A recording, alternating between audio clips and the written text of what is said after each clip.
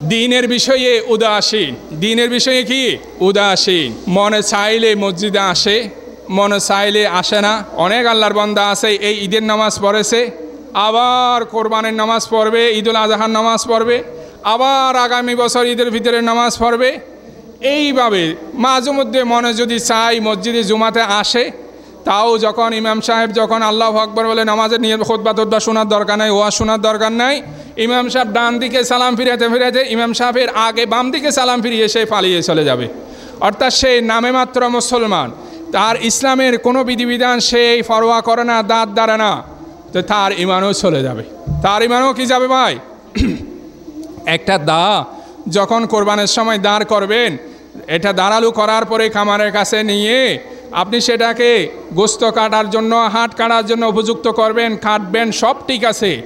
এই দাটাকে যদি আপনি যদি এরপর আমরা প্রতিনিয়ত ইবাদতের মাধ্যমে, নামাজ রোজার মাধ্যমে, হজ জাকাতের মাধ্যমে, জিকির আজকারের মাধ্যমে, তওবা ইস্তেগফারের মাধ্যমে যদি আমরা সেই ইমানটাকে যদি আমরা নবায়ন করতে না পারি, তাহলে ওই দা যেভাবে মরিচিকা ধরে ব্যবহারের অনুপযোগী হয়ে যাবে, আমাদের ইমানও সেই পাপের মরিচিকা ধরে আমাদের ইমান অকিছু হয়ে যাবে, আমাদের ইমান নিষ্প্রভ হয়ে যাবে ভাই। এই জন্য তো দেখেন না, হয়তো আমরা যারা নিয়মিত নামাজ পড়ি, আমাদের দ্বারা যদি ছোট্ট একটা যদি গুনাহ হয়ে থাকে, কেন জানি মনের মধ্যে হাই, আমি কিভাবে মিথ্যা কথা বললাম, আমি নিয়মিত নামাজ কালাম পড়ি, আমার কিভাবে হক নামাজ ছুটে গেল, আফসোস আফসোস, ঠিক না? যেমন সাপোজ মনে করেন আপনি অফিস থেকে আসতে বা মার্কেট থেকে আসতে দেরি হয়ে গেছে, আপনার এশারের জামাত ছুটে গেছে, আপনার কাছে কেন জানি একটা বোঝা আপনার শরীরে রয়ে গেছে, যতক্ষণ পর্যন্ত আপনি এশারের নামাজ শেষ করেন নাই, কেন জানি একটা বোঝা আপনাকে চেপে যাচ্ছে। ঠিক আছে না ভাই? আমার কথার সাথে একমত? যখনটা নামাজটা পড়বেন তখন আপনার শরীর কি হয়ে গেছে? হালকা হয়ে গেছে। কি কারণে? আমাদের ইমান স্বচ্ছ। আমাদের ইমান নামক যে একটা কাঁচ আছে, এখানে একটা সাদা কাঁচ আছে, এখানে কি আছে? কলবের মধ্যে একটা কি আছে? এই কলবটা হলো সাদা কাঁচের মতো, সাদা কাঁচের মতো। কাঁচ দিয়ে যেভাবে স্বচ্ছ কাঁচ দিয়ে এদিক থেকে ওদিকে, এপিঠ থেকে ওপিঠ দেখা যায়, আমাদের সেই কলবের মধ্যেও একটা কি আছে? প্যারামিটার আছে। সেই প্যারামিটারের মাধ্যমে আমরা ধরতে পারি কোন কাজটা ভালো কাজ, কোন কাজটা খারাপ কাজ। এই জন্য রসুল বলেছেন, ইজা সাররাতকা হাসানাতুকা ওয়াসাআতকা সাইয়্যাতুকা ফাআনতা মুমিনুন। বান্দা, হে আমার উম্মতের লোকেরা, তোমরা যখন একটা ভালো কাজ করবা, তোমাদের মনে অনেক ভালো লাগবে। এই আল্লাহ এই তারাবির নামাজ পড়াইছি, রোজা রাখছি, কিয়ামুল লাইল করেছি, লাইলাতুল কদর অনুসন্ধান করেছি, চোখের পানি ফেলে ইবাদত করেছি, কেমন জানি ভালো লাগতেছে, আলহামদুলিল্লাহ।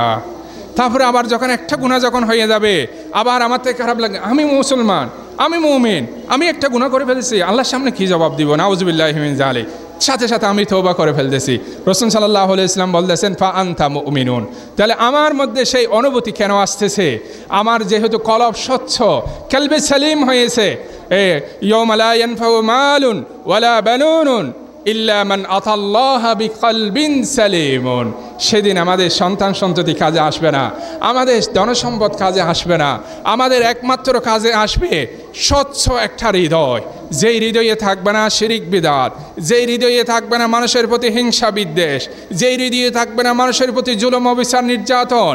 স্বচ্ছ কাচের গ্লাসের মতো যখন আমরা স্বচ্ছ হৃদয় একটা কলম নিয়ে আল্লাহর দরবারে যখন আমরা উপস্থিত হতে পারবো, এটাই তো নাফসে মুতমাইন্না হবে, এটাই তো তাকওয়ার সর্বোচ্চ পর্যায়ে হবে। প্রিয় হাজিরিন, এই জন্য যারা এই বিধানগুলো পালন করে না, তারা নামাজ পড়ে না, অনুভূতি নাই, জামাত চলে যায় অনুভূতি নাই, মিথ্যা কথা বলে অনুভূতি নাই, সাদাবাজি করে অনুভূতি নাই, এটা যে অন্যায় তার মধ্যে কোনো ধরনের ফিলিংসও নাই। শুধু তাই নয়, সেই নেতার কথা ধরে ওটাকে শুট করিয়ে আসতেছে, গুলি করে একজন মানুষ মারি ফেলতেছে, ওটাকে জবাই করে দিচ্ছে, একের পর এক মানুষ হত্যা করতেছে, দর্শন করে সেঞ্চুরি করতেছে, তার মধ্যে কোনো ধরনের ফিলিংস নাই, অনুভূতি নাই। তার যে কলব, সেই কলবে পাপ করতে করতে কলবের উপরে কি মরিচিকা পড়ে গেছে। যেভাবে আমরা যে সকালবেলা যখন গ্লাসে ব্রাশ করার সময় চেহারা দেখি, অফিসে যাওয়ার সময় সাজগুজ করার সময় যখন লুকিং গ্লাস দেখি, সেই গ্লাসের মধ্যে ময়লা হলে আমাদের চেহারা দেখা যায়? দেখা যায় না। তখন আমরা সেই গ্লাস পরিষ্কার করে এরপরে আমাদের চেহারা দেখি, পোশাক আশাক ঠিক আছে কিনা দেখি, কিন্তু তার পাপের কারণে তার কলব দাগ ময়লাযুক্ত হয়ে গেছে, কদর্য হয়ে গেছে।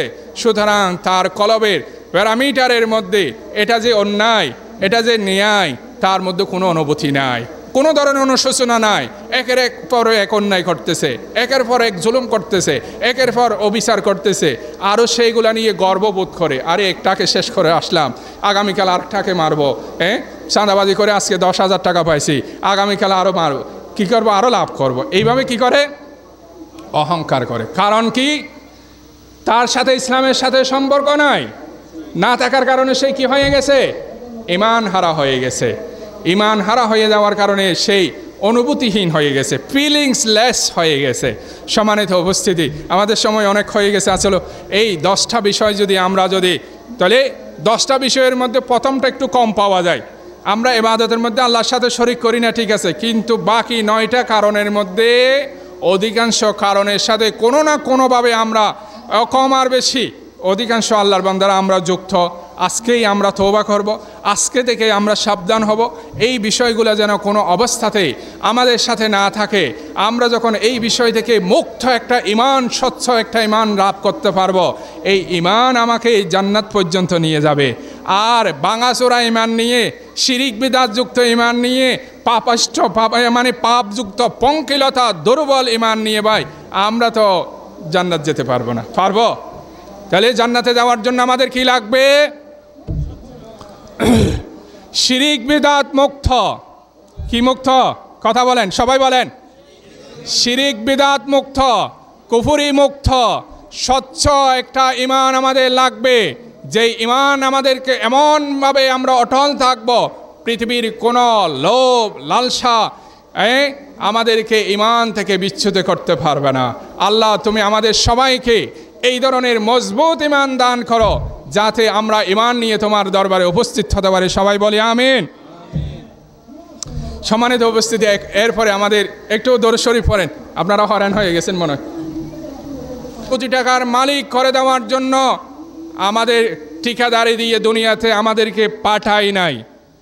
আবার বলতেছি, আমরা অবৈধভাবে, অন্যায়ভাবে জুলুম করে, নির্যাতন করে, মানুষের অধিকার খর্ব করে, হাজার কোটি টাকা উপার্জন করে আমাদের সন্তানদেরকে এস্টাবলিশ করে দেওয়ার জন্য গাড়ি, বাড়ি, নারী সবগুলা তাদের হাতে তুলে দিয়ে ধনী করে দুনিয়া থেকে চলে যাওয়ার ঠিকাদারি দিয়ে আল্লাহ আমাদেরকে পাঠায় নাই।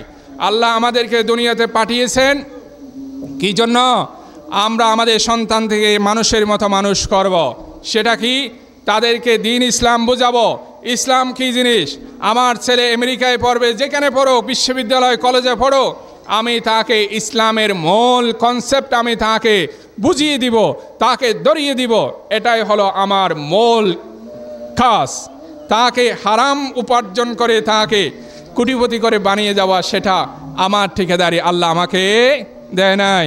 খবরে যখন মাইর যখন শুরু হবে, আরে ফতোয়া দিবে যখন মারা যাবে, হুজুররা বলছে তো মানুষ মারা গেলে তাড়াতাড়ি দাফন করা সওয়াবের কাজ, অথচ সেই ফরজ নামাজও পড়ে না, ফরজ রোজাও রাখে না, কিন্তু এখানে ফতোয়া দিচ্ছে কি মানুষ মারা গেলে কি করতে হবে? তাড়াতাড়ি দাফন করতে হবে। এটা ঠিক আছে, এটা একটা সুন্নাহ আমল, কিন্তু তুমি যে আজীবন ফরজ নামাজ পড়ো নাই, ফরজ রোজা রাখো নাই, জাকাত দেওয়া নাই, হজ ফরজ হজ করো নাই, এই ফতোয়া কোথায় গেছে? দেখেন ওই পিতামাতাকে কীভাবে তাড়াতাড়ি কবরস্থ করলে সম্পদ ভাগ করা যাবে, সেই জন্য বলতেছে ফতোয়া দিচ্ছে কি তাড়াতাড়ি কবরস্থ করলে এটা সওয়াবের কাজ, এটা সুন্নত। আমাকে আপনাকে ঘরের মধ্যে ঢুকাবে না, ঘরের মধ্যে ঢুকাবে না, বলবে আমার সন্তান ভয় পাবে। লাশ দুঃখী ঘরে ঢুকায়, আমার সন্তান ভয় পাবে, আমার স্ত্রী ভয় পাবে। আমার আব্বাকে গরুর ঘরে রাখো, গাড়ির ঘরে রাখো, গোয়াল ঘরে রাখো, বারান্দায় রাখো, কাছারিতে রাখো। যে সন্তানের জন্য বোনের হক মারি খাইছেন, ভাইয়ের হক মারি খাইছেন, প্রতিবেশীর অধিকার গর্ব করেছেন, চাঁদাবাজি করেছেন, রাষ্ট্রীয় সম্পদ বক্ষণ করেছেন, তারপরে দুর্নীতি করেছেন, কার জন্য? সেই সন্তানের জন্য। খবরে তো দূরের কথা, এই তো বলতেছে আপনাকে গরু ঢুকাবে না, গরু ঢুকাবে না, যত আগে কবরস্থ করতে পারো তত ভালো। এই জন্য এই কাজগুলো আমরা করব না। রাসূলুল্লাহ সাল্লাল্লাহু আলাইহি ওয়াসাল্লাম তার সাহাবায়ে কেরাম থেকে জিজ্ঞেস করেছিলেন, হে আমার সাহাবায়ে কেরাম, তোমরা কি জানো মানিল মুফলিস, সবচেয়ে কিয়ামতের দিন বেশি অসহায় হবে কে? তখন সাহাবায়ে কেরাম বলেছিলেন, মান লাইসা লাহু দিনারুন ওয়ালা দিরহামুন ওয়ালা মাতাউন। হে আল্লাহ রাসূল, হাশরের ময়দানে যাদের টাকা থাকবে না, পয়সা থাকবে না, দেরহাম থাকবে না, দিনার থাকবে না, যাদের কোনো সহায় সম্পদ থাকবে না, তাদেরকে আমরা কি জানি? গরিব হিসাবে জানি, অসহায়। আমরা এখানে গরিব হিসাবে, ফকির মিসকিন হিসাবে কাদেরকে জানি বলেন? যাদের টাকা পয়সা নাই, ওই ঘরবাড়ি নাই, বেশি সম্পদ নাই, তাদেরকে আমরা গরিব হিসাবে জানি না? তখন রাসূল সাল্লাল্লাহু আলাইহি ওয়াসাল্লাম তাদেরকে বললেন, হে আমার সাহাবায়ে কেরাম, কিয়ামতের দিন তারাই তো গরিব নয়, কিয়ামতের দিন তো ওরাই গরিব যারা দুনিয়াতে নামাজ রোজা হজ জাকাত পড়তে পড়তে দান সৎকা করতে করতে এমন কোনো মসজিদ নাই, এমন কোনো মাদ্রাসা নাই, বছরের পর বছর হজ, বছরের পর বছর উমরা, রোজার পর রোজা, ফরজ রোজার পরে নফল রোজা, ফরজ নামাজের পরে নফল নামাজ, জিকির আজকার, কোরআন তেলাওয়াতের কোনো অভাব নেই। এত বেশি সওয়াব, এত বেশি সওয়াব, সওয়াব অর্জন করতে করতে উহুদের পাহাড় সমপরিমাণ হয়ে গেছে। রাসূল সাল্লাল্লাহু আলাইহি ওয়াসাল্লাম অনেক হাদিসের মধ্যে সওয়াবের আধিক্য বোঝানোর জন্য উহুদের পাহাড়ের তুলনা দিয়েছেন, কারণ এই পাহাড়টা অনেক লম্বা পাহাড়। যারা হজে গেছেন, উমরায় গেছেন, তারা দেখেছেন। তো এই ব্যক্তি ভালো কাজ করতে করতে কতটুকু করেছেন? উহুদের পাহাড় সমপরিমাণ।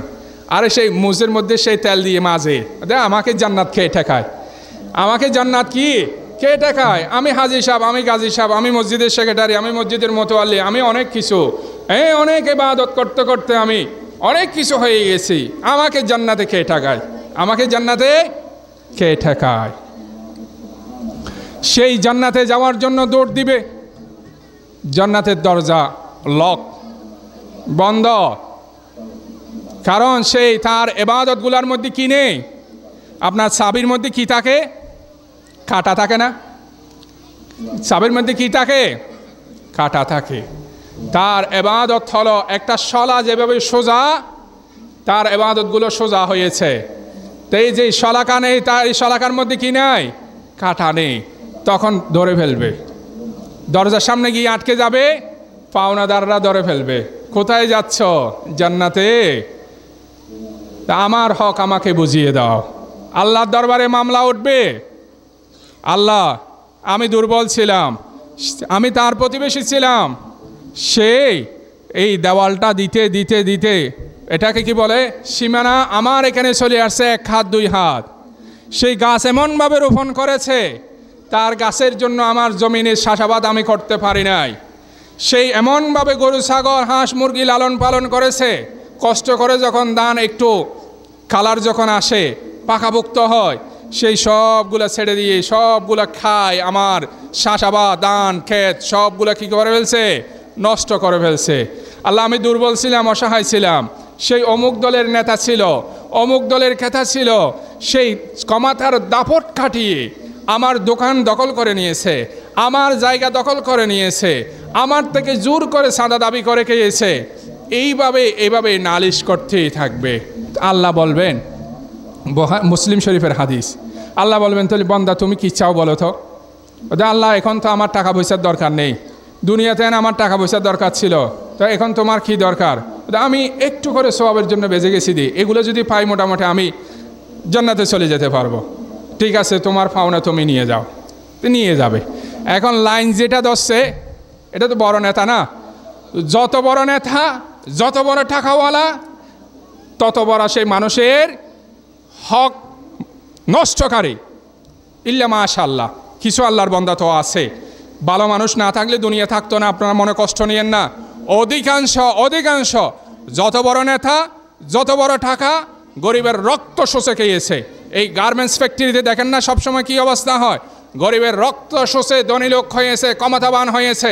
যারা নেতা কেতা এই ছোট ছোট বাচ্চাদেরকে লেলিয়ে দিয়েছে, তোমরা মেরে আসো, চাঁদা নিয়ে আসো, সেই কোথায় বসে আছে? এসি রুমে বসে আছে। যে বলতে চেয়েছিলাম, এই নেতাগুলো বড় হয়েছে মানুষের হক মেরে মেরে, মানুষের হক নষ্ট করে করে। যত বড় নেতা হবে, পাওনাদার তার চেয়ে তার কি হবে? তত বেশি হবে। এইভাবে পাওনাদার লাইন ধরে আসে, সবাই সওয়াব নিতে আসে, নিতে সব সওয়াব কি শেষ, পাওনাদার এখনো রয়ে গেছে। তো এখন পাওনাদারকে আল্লাহ বলবে, তোমাদের তো এখন তার সওয়াব নেই, আমরা কি দিব? আল্লাহ গুনাহ বেশি হয়ে গেছে, তো এটার কারণে জান্নাতে যেতে পারতেছি না, আমার কিছু গুণা যদি তাকে যদি পার করাইতে পারি আমার পাওনা হক অনুযায়ী, তাহলে আমি স্বভাব বাড়ি হয়ে যাবে, আমি কোথায় যেতে পারবো? জান্নাতে চলে যেতে পারবো। ঠিক আছে, গুণা দিয়ে দাও। এখন গুণা দিতে দিতে দিতে ওই সওয়াব ছিল উহুদের পাহাড় পরিমাণ, সেটা আবার কিসে পরিণত হয়ে গেছে? আবার গুনাতে পরিণত হয়ে গেছে। রাসূলুল্লাহ সাল্লাল্লাহু আলাইহি ওয়াসাল্লাম বললেন, এই হলো কিয়ামতের মধ্যে সর্বহারা, বাস্তুহারা। আমাদের সমাজে বাস্তুহারা বলে না, উদ্যস্ত, বাস্তুহারা, সর্বহারা, যাদের ঘর বাড়ি নেই, কিছু নাই, টাকা পয়সা নেই, অসহায়। রাসূল সাল্লাল্লাহু আলাইহি ওয়াসাল্লাম বললেন, এরাই হবে কিয়ামতের ময়দানে বাস্তুহারা। ঘর বাড়ি নেই, টাকা পয়সা নেই, সেই হাই হাই কোম্পানির ম্যানেজার হবে, তার দুনিয়ার জিন্দগিতে তার আমল কোনো কাজে আসবে না। সেই পরের হক মেরে খেয়েছে, মানুষকে কষ্ট দিয়েছে, মানুষের ইজ্জত হানি করেছে। ওই যুবক, তোমাদেরকে বলতেছি, আজকে তোমার হাতে মোবাইল আছে বিদায় তোমার সাথে আরেকজনের সাথে কথা কাটাকাটি হয়েছে, তুমি ফেসবুকে তার ছবি ব্যবহার করে তার বিরুদ্ধে লেখালেখি করেছ, তার ইজ্জত হানি করেছ, তার বিরুদ্ধে কমেন্টসে লিখেছ, গীবত করেছ, এইভাবে মানুষের হক নষ্ট করেছ, মানুষের ইজ্জত হানি করেছ। এগুলো সবগুলা বান্দার হক। কিয়ামতের দিন আল্লাহর দরবারে 3 ধরনের মামলা দায়ের হবে, মামলা দায়ের করা হবে। এক শ্রেণীর মামলা হলো যেই মামলার থাকবে আল্লাহর হাতে থাকবে, সেটা আল্লাহ চাইলে মাফও করতে পারেন, আল্লাহ চাইলে ক্ষমা করতে পারেন। সেটা হলো আল্লাহ আমাদের উপর যেই বিধানগুলো ফরজ করে দিয়েছেন, নামাজ, রোজা, হজ, যাকাত, এই সমস্ত বিষয়গুলো, যদি এগুলো হলো আল্লাহর হক, এগুলো কার হক ভাই? বলেন, এগুলো কার হক? আল্লাহর হক। এই আল্লাহর হক পালন করতে গিয়ে আমাদের মধ্যে যদি ত্রুটি হয়, এই ত্রুটির জন্য আল্লাহর দরবারে যদি আমরা ক্ষমা চাই, আল্লাহ চাইলে কিয়ামতের দিন ক্ষমা করে দিতে পারে। আমরা যদি পাপ করি, আমাদের উপর জুলুম করি, রব্বানা যালামনা আনফুসানা, আদম আলাইহিস সালাম বলেছেন না, আল্লাহ আমি পাপ করেছি মানে আমার উপর জুলুম করেছি, আমি পাপ করেছি মানে কি করেছি? তো এইভাবে যদি আল্লাহর হকের মধ্যে যদি আমরা যদি কম আর বেশি করি, আমরা যদি পাপ করি, অন্যায় করে ফেলি, এটা কার হক, কার এখতিয়ার? আল্লাহর এখতিয়ার। আল্লাহ চাইলে সব গুনাহ মাফ করে দিতে পারে, সব গুনাহ মাফ করে দিয়ে আল্লাহ তার বান্দাকে কোথায় নিয়ে যেতে পারে? জান্নাতে নিয়ে যেতে পারে। ভাই, আরেক ধরনের মামলা আসবে, যেই মামলা আল্লাহর কাছে কখনো কি হবে না, এটা জামিনযোগ্য নয়। আরেক ধরনের মামলা উঠবে, সেটা আল্লাহর দরবারে কি নয়? জামিনযুক্ত নয়, যোগ্য নয়। সেটা হলো শিরিক। সেটা কি? ইন্নাল্লাহা লা ইয়াগফিরু আন ইউশরাকা বিহি ওয়া ইয়াগফিরু মা দুনা যালিকা লিমান ইয়াশা। আল্লাহ শিরিক গুনাহ ব্যতীত যত কবিরা গুনাহ হোক, সগীরা গুনাহ হোক, আল্লাহ ইচ্ছা করলে সব কিছু মাফ করে দিতে পারে। কিন্তু এই শিরিক গুনাহ করার পরে কেউ যদি তওবা না করে, ঈমান নবায়ন না করে যদি মৃত্যুবরণ করে, এই মামলা আল্লাহর দরবারে উত্থাপন হলো জামিনযোগ্য নয়। সেই চির জাহান্নামী হবে। কাফের যেভাবে চির জাহান্নামী হবে, কোনো মুসলমানের সন্তান যদি আল্লাহর সাথে শিরিক করে, আমরা আগেই আলোচনা করেছি, ঈমান হারা হয়ে যদি মরে, সে কি হবে ভাই? চির জাহান্নামী হবে। তাহলে এটা কি জামিনযোগ্য নাকি জামিনযোগ্য নয়? জামিনযোগ্য নয়। এর আগেরটা হলো জামিনযোগ্য। আল্লাহর ইবাদতের মধ্যে ত্রুটি হয়েছে, আমরা নামাজ অনেক সময় আমরা ইয়াং বয়সে অনেক নামাজ বাদ দিয়েছি, হয় না ভাই? অনেক রোজা বাদ দিয়েছি, অনেকে না বুঝে অনেক ক্ষতি করেছি, ঠিক আছে, কিন্তু এটা আল্লাহর হক নষ্ট করলে আল্লাহ যদি চান আল্লাহ মাফ করে দিবেন। আরেক ধরনের মামলা আল্লাহর দরবারে দায়ের করা হবে, যেই মামলার বিষয়টা আল্লাহর হাতে থাকবে না, এটা থাকবে বান্দার হাতে। সুতরাং আল্লাহও এই মামলার ক্ষেত্রে কোনো ধরনের পদক্ষেপ গ্রহণ করবেন না। যার মামলা তার হাতে ন্যস্ত করবেন, সেটা হলো ভাই বান্দার হক। সেটা কি? বান্দার হক। আজীবন আপনি নামাজ না পড়ে থাকেন, আজীবন আপনি গুনাহ করেন, কিন্তু আপনি যখন চোখের পানি ফেলে যদি তওবায়ে নাসুহা করতে পারেন, তুবু ইলাল্লাহি তাওবাতান নাসুহা ইল্লা মান তাবা ওয়া আমানা ওয়া আমিলা আমালান সালিহান ফাউলাইকা ইউবাদদিলুল্লাহু সাইয়্যাতিহিম হাসানাত। আপনি যদি তওবার মতো তওবা করতে পারেন, পুরা জীবনের গুনাহগুলো আল্লাহ মুহূর্তের মধ্যে কি দিয়ে পরিবর্তন করে দিবেন? সওয়াব দিয়ে পরিবর্তন করে দিবেন। কিন্তু যদি আমি যদি বান্দার হক যদি নষ্ট করি, বান্দার হক বলতে শুধুমাত্র টাকা পয়সা নয়, বান্দার ইজ্জত হানি আছে, এখানে সম্মানহানি আছে, সব ধরনের বিষয় আছে। এই বিষয়গুলো যদি আমরা বান্দার হক নষ্ট করি, আল্লাহ কিয়ামতের দিন সেটা ওনার নিজ হাতে রাখবেন না, ওনার বান্দার হাতে উনি সুপর্দ করবেন। কিয়ামতের দিন কোনো বান্দাকে ক্ষমা করবেন না। যেখানে সন্তান পিতাকে দেখলে পালিয়ে যাবে, পিতা সন্তানকে দেখলে পালিয়ে যাবে, মা মেয়েকে দেখলে পালিয়ে যাবে, মেয়ে মাকে দেখলে পালিয়ে যাবে। যেই মা পৃথিবীতে আমাদের কাছে সবচেয়ে বেশি আপনজন, যেই মা পৃথিবীতে আমাদের কাছে সবচেয়ে বেশি আপনজন, এই সন্তানকে বাঁচানোর জন্য নিজে আগুনে ঝাঁপ দেয়, নিজে পানির মধ্যে সাগরের মধ্যে ঝাঁপ দেয় সন্তানকে বাঁচানোর জন্য। যদি মাকে বলা হয় তুমি কি তোমার সন্তান চাও নাকি তোমাকে চাও, মা বলবে আমি দুনিয়া থেকে চলে যাব, তারপর আমার সন্তান যেন বেঁচে থাকে। বলে কি বলে না ভাই? এই ধরনের মাও আমাদের থেকে কিয়ামতের দিন পালিয়ে চলে যাবে। সুতরাং যাদের হক আমরা নষ্ট করতেছি, যাদের হক আমরা নষ্ট করব, যাদের ইজ্জতহানি আমরা করব, কিয়ামতের দিনের কথাকে একটু ভয় করেন। সেই দিন কি তারা আমাদেরকে মাফ করে দিবেন? আমাদেরকে মাফ করে দিবেন না। হ্যাঁ, সেদিন আমাদেরকে কি করে দিবেন না? মাফ করে দিবেন না। এই জন্য আমাদেরকে বান্দার হকের বিষয়ে কি থাকতে হবে? সতর্ক থাকতে হবে। এখন আপনারা বলতে পারেন হুজুর আপনি ওয়াজ করে তো যাচ্ছেন, আপনার কি অবস্থা বলেন? আমার আব্বা আলহামদুলিল্লাহ এখনও জীবিত আছে, প্রায় 90-র কাছাকাছি। উনি নিয়মিত নামাজ কালামও পড়তে পারেন। আমি ওনাকে জীবিত থাকা অবস্থা, আম্মাও জীবিত আছে। আমার বিটা বাড়িকে আমি বাক করে দিয়েছি, আমার বোনদেরকেও বিটা দেওয়া হয় নাই। তো আবার কি করেছি আমরা? আমাদের বিটা যেভাবে রাস্তার পাশে, তাদেরকেও আমরা রাস্তার পাশে সমমূল্য জায়গা আমরা তাদেরকে দিয়েছি। এবং আমাদের বিটা যেভাবে বরাট আছে, ওইখানে বরাট করতে টাকা যাবে না, আলহামদুলিল্লাহ আমার বাবার মাধ্যমে তাদেরকে সেই টাকারও ব্যবস্থা করে দিয়েছি। বুঝছেন? এইভাবে আমাদেরকে ইসলামকে পালন করার জন্য চেষ্টা করতে হবে। মাইন্ড করিয়েন না হুজুর এখানে কি একটা করছে সেটা আমাদের সামনে প্রচার করার জন্য না, আমাদেরকে মডেল হিসাবে উপস্থাপন করেছি। ভাই, আমি যে আমার বোনের হক আমার ভাইদের মধ্যে চেয়েছিল তাদেরকে না দেওয়ার জন্য, সত্য কথা আপনাদেরকে বলে দিচ্ছি, সবাই তো কোনো আর আমার মতো গেয়া না। ওরা বলেছিল বোনেরদেরকে তো বিঠা বাড়ি যাওয়ার দরকার নেই, তাদেরকে মূল জায়গায় না দিবি। এটা আমার এখানেও প্রশ্ন আসছিল। তো আমি সত্যি যেটা সেটা তাদেরকে আমি সমভাবে, শুধু তাই নয়, আবার তাদের জন্য আমরা পেয়েছি 10.5 ঘন্টা করে একজন বিঠা বাড়ি।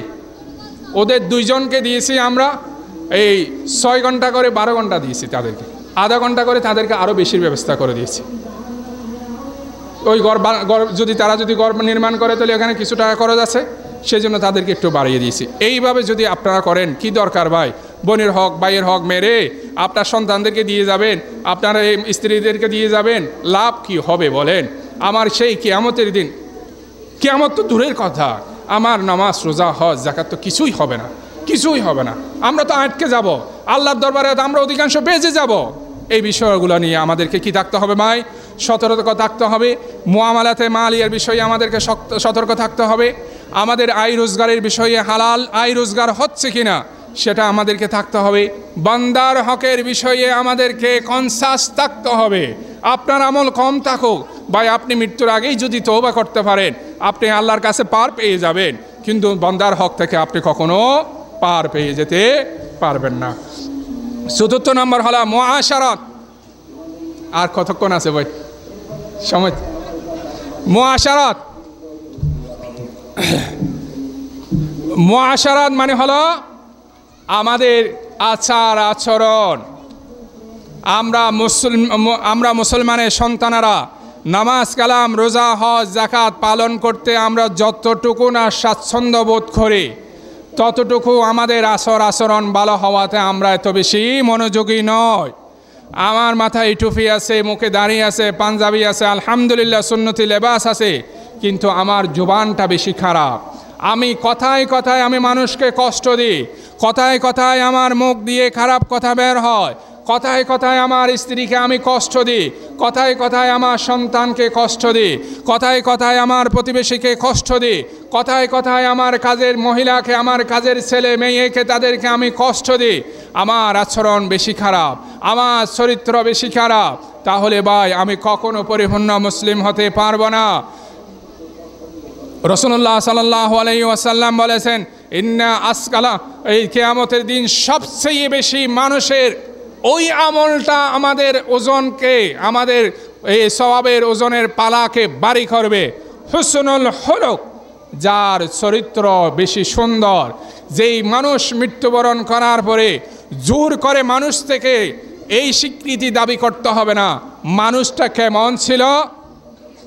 এটা সমাজের মধ্যে এগুলো আবার কিছু কিছু এরকম মানুষ আছে না, জোর করে সেই ছিল বাটফার, সেই ছিল চিটার, সেই ছিল চাঁদাবাজ, সে নাকি মসজিদের ভিতরে আমাদের থেকে মিথ্যা সাক্ষ্য দাবি জোর করে দাবি করতেছে মানুষটা কেমন ছিল।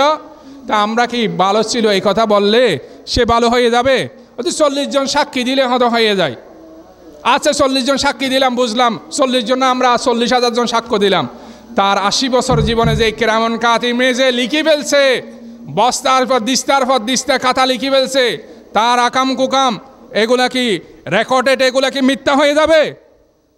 এগুলো কতগুলো সিটারি নতুন করে সমাজের মধ্যে বাটপারি শুরু হয়ে গেছে। মানুষ মৃত্যুবরণ করার পরে মানুষটা কেমন ছিল।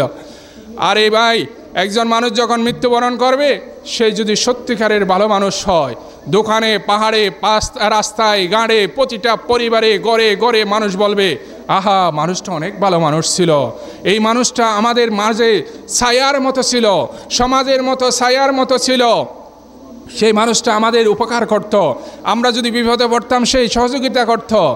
এই এক্সপ্রেশন মানুষের মুখ থেকে যখন, মানুষের হৃদয় থেকে, মুখ থেকে না, ওগুলো তো ভালো ছিল যেটা বলবে এটা মুখ থেকে বলবে দে, মানুষের হৃদয় থেকে যখন এই কথা আসবে, তখন আপনি আমি সত্যিকারের মানুষ হতে পারবো।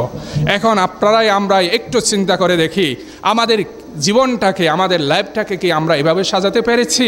আমি মৃত্যুবরণ করার পরে মানুষ কি বলবে এই মানুষটা অনেক ভালো মানুষ ছিল, এই মানুষটার জন্য মানুষের হৃদয় কান্না করবে? যেভাবে রাসূল সাল্লাল্লাহু আলাইহি ইসলামের ইন্তেকালের পরে সাহাবায়ে কেরাম, অধিকাংশ সাহাবায়ে কেরাম তারা কি হুঁশ হারিয়ে ফেলেছিলেন। হযরত ওমর রাদিয়াল্লাহু তাআলা আনহুর মতো মানুষ কি হয়েছিলেন, তিনি হুঁশ জ্ঞান হারিয়ে ফেলেছিলেন। তার চরিত্র, তার মাধুর্য দেখে, তার আখলাক দেখে, তার চরিত্র দেখে কাফের মুশরিক ইসলাম ধর্ম গ্রহণ করেছে। আজকে কি আমাদের মধ্যে সেই আখলাক আছে? আমাদের মধ্যে কি সেই চরিত্র আছে? আমরা তো নামে মাত্র মুসলমান, আমাদের এমন চরিত্র, কাফের মুশরিক তো মুসলমান হওয়া দূরের কথা, ভাই আমার পার্শ্ববর্তী মুসলমান আমার থেকে পালিয়ে যায়, আমাকে দেখলে ভয় করে, সেই কোনো আমার উপর জুলুম করবে কিনা, সেই আমার উপর অত্যাচার করবে কিনা, আমাদের কি সেই চরিত্র আছে? সুতরাং আমরা যদি সেই চরিত্রবান হতে না পারি, তাহলে আমরা সত্যিকারের মুসলমান হতে পারবো না। বা এই জন্য বলছিলাম, আপনার মনে কষ্ট নিয়েন না, যে মানুষ আমাদেরকে ভালো বলতে হবে, স্বতঃস্ফূর্তভাবে, হৃদয় থেকে, কলব থেকে, আত্মা থেকে। আপনার ইন্তেকালের পরে সমাজের মানুষের চোখ থেকে পানি আসতে হবে, মায়া কান্না করতে হবে। আর এই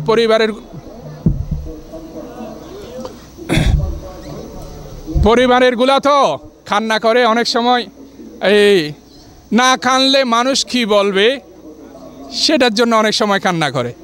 কিন্তু সমাজের মানুষ যারা কান্না করবে, সেটা হলো সত্যিকারের আপনার প্রতি ভালোবাসা, আপনার কাজের স্বীকৃতি স্বরূপ তাদের আফসোস আসবে, তাদের চোখ দিয়ে পানি আসবে, স্বতঃস্ফূর্তভাবে আপনার জানাজায় শরিক হবে, রাস্তা দাঁড়ে, দোকানে পাড়ে, চায়ের দোকানে বসে বসে আপনার সেই ভালো কীর্তিগুলো তারা স্মরণ করবে। এই কদ আফলাহা মান যাক্কাহা, সেই ব্যক্তি তার হৃদয়কে পরিশুদ্ধ করতে পেরেছে। এই জন্য আল্লাহ বলতেছেন, বান্দা তুমি সফল হয়ে গিয়েছ। সুবহানাল্লাহ বলি না আমরা? আল্লাহ দুনিয়াতে বলতেছে কদ আফলাহা মান যাক্কাহা, মাজি সিকে ব্যবহার করেছেন, বান্দা তুমি সাকসেসফুল, তুমি কি হয়েছ? সফল কাম হবে এমন না, আরে তুমি দুনিয়া থাকতে সাকসেসফুল হয়ে গেছো। সুবহানাল্লাহ। সাহাবায়ে কেরাম যেভাবে দুনিয়া থাকতে জান্নাতের সার্টিফিকেট পেয়ে গেছেন, আল্লাহ আমাদেরকে জান্নাতি হিসাবে, সাকসেসফুল হিসাবে দুনিয়া থেকে দিচ্ছেন, সার্টিফাই দিয়ে দিচ্ছেন। সুবহানাল্লাহ। আল্লাহ তাআলা আমাদের সবাইকে এই ধরনের চরিত্র, আখলাক, আমরা 4টা বিষয় নিয়ে কথা বলেছিলাম। আমাদের ইমানের মধ্যে যেন কোনো ধরনের ত্রুটি বিচ্যুতি না হয়, যে সমস্ত কারণে আমরা ইমান হারা হয়ে মরতে হয়, এই সমস্ত কারণগুলো যেন আমাদের মাঝে না থাকে সেই বিষয়টা আমরা খেয়াল করবো ইনশাআল্লাহ। তারপরে দ্বিতীয় নম্বর আমাদের ইবাদত। আলহামদুলিল্লাহ আমরা ইবাদতের প্রতি মনোযোগী, এখানে আমাদের তেমন একটা সমস্যা নেই, অধিকাংশ আমরা ইবাদত করার জন্য চেষ্টা করি। তৃতীয় নম্বর হলো আমাদের মুআমালাতে মালিয়া, লেনদেন আমাদের হালাল হতে হবে ভাই। ব্যবসা বাণিজ্য চাকরি বাকরি যেখানে করেন না কেন সমস্ত মানে হারাম উপার্জন থেকে আমাদেরকে কি থাকতে হবে? বিরত থাকতে হবে। আমার উপার্জন হালাল হলে আমার ইবাদত কবুল হবে, উপার্জন যদি হালাল না হয় আমার ইবাদত কবুল হবে না। একটা টাকা কষ্ট করে খাবো ভাই, নুন লবণ দিয়ে পানি দিয়ে খাবো প্রয়োজনে, তারপরও আমি হারামে পা বাড়াবো না।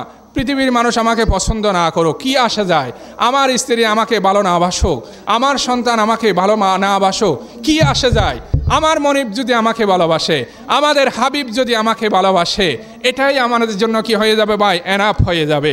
পারবো ইনশাআল্লাহ।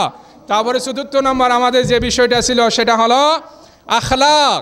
আমরা যে মুসলমান, এই যে কাফের মুশরিকরা ইসলাম ধর্ম গ্রহণ করেছিল তরবারির জোরে, এই তুমি ইসলাম ধর্ম গ্রহণ করো, তোমার গর্দান না হয় তোমার গর্দান কেটে ফেলবো, তোমাকে ঘরবাড়ি থেকে বাইর করে দিব, বিতাড়িত করে দিব, এটা নাকি কাফের মুশরিক মুসলমানদেরকে বিতাড়িত করেছিল? কোনটা? মুসলমানদেরকে মক্কা থেকে মদিনায় তারা বিতাড়িত করেছিল।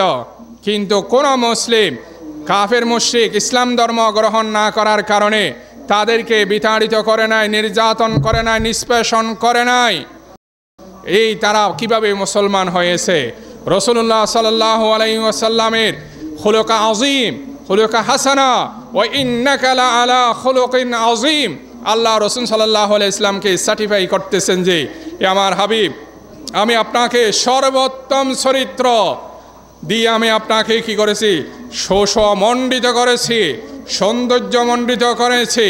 এই রাসূলের চরিত্র দেখে হাজার হাজার লক্ষ লক্ষ সোয়া লক্ষ সাহাবী রাসূলের হাতে হাত রেখে ঈমান এনেছেন। আজকে আমাদের চরিত্র যদি এই রাসূলের চরিত্রের সাথে যদি আমরা মেলাতে পারি তাহলে আমরা সমাজের মধ্যে মডেল হতে পারবো ভাই। সমাজে আপনাকে সবাই স্যালুট জানাবে, আপনার কথা সমাজের মানুষ মানবে, আপনার আদর্শ দেখে যুবকরা এগিয়ে আসবে। যুবকরা খারাপ পথের দিকে পা বাড়াবে না, দর্শনের দিকে পা বাড়াবে না, ইবতিজিংয়ের দিকে তারা এগিয়ে যাবে না। এই জন্য আমাদের আখলাক, আমাদের চরিত্র সুন্দর হতে হবে। আমরা মনে করি নামাজ কালাম এটাই সবচেয়ে বড় ইবাদত, এটাই ঠিক আছে ভাই, কিন্তু এগুলার পাশাপাশি এইগুলা ছাড়া বান্দার হক আপনি আটকিয়ে যাবেন। আপনার চরিত্র যদি ভালো না থাকে, আমরা কথার মাধ্যমে মানুষকে কষ্ট দিই, তারপরে মোবাইলের মাধ্যমে তো অহরহর আমার দলের মানুষের বিপক্ষে যদি কেউ কথা বলে তার জাঙ্গা ফ্যান লুঙ্গি যা আছে সব আমরা খুলে ফেলি, ঠিক না? সে কেন আমার দলের হুজুরের বিপক্ষে কথা বলল, দলের নেতার বিপক্ষে কেন কথা বলল?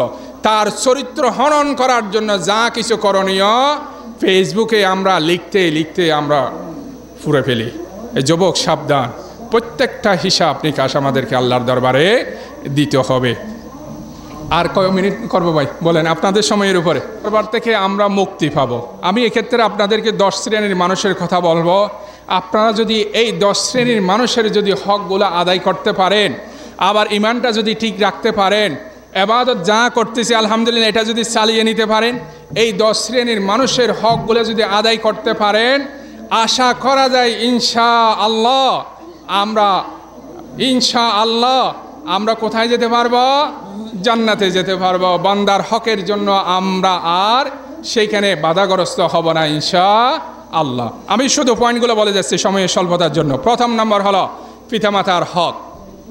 পিতামাতার হক এগুলো নিয়ে আলোচনা করতে গেলে আমাদের মুরব্বী পিতামাতার কথা বলেছেন, আসলে সময় অনেক হয়ে গেছে, 11:30 বেজে যাচ্ছে, ফিনিশিং করতে হবে লাস্টে।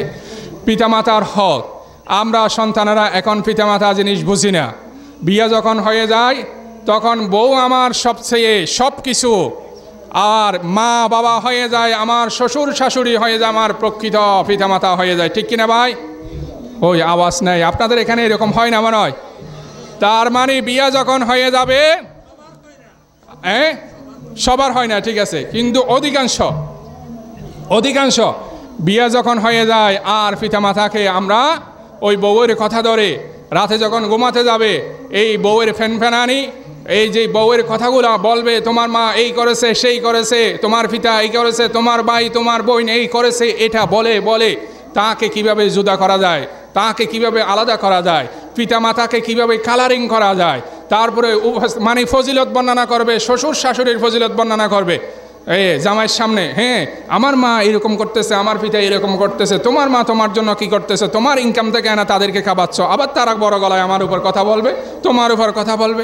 এইভাবে যাবতীয় কৌশল অবলম্বন করবে পিতা মাতাকে আলাদা করার জন্য, সংসার থেকে বিচ্ছিন্ন করার জন্য, পিতা মাতার হক নষ্ট করার জন্য এভাবে তারা প্ররোচিত করবে।